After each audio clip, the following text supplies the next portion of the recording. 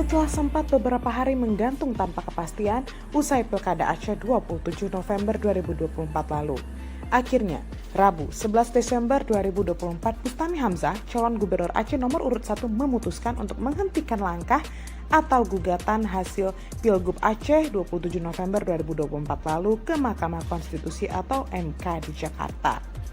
Selanjutnya ia menyatakan menerima hasil pemilihan kepala daerah atau Pilkada Aceh 2024 yang ditegaskan KIP Aceh bahwa paslon nomor urut 2 Haji Muzakir Manaf atau akrab yang disapa Mu'alim dan Fadullah alias Tifat sebagai gubernur dan wakil gubernur Aceh periode 2025 sampai dengan 2030. Sikap dan penegasan lempar handuk tadi disampaikan Bustami kepada media pers Rabu 13 Desember 2024 malam lalu di Banda Aceh. Sebelumnya, Bustami Hamzah atau yang akrab disapa Ombus ini mengaku akan tetap kekeh menyelesaikan masalah pilkada khususnya Pilgub Aceh secara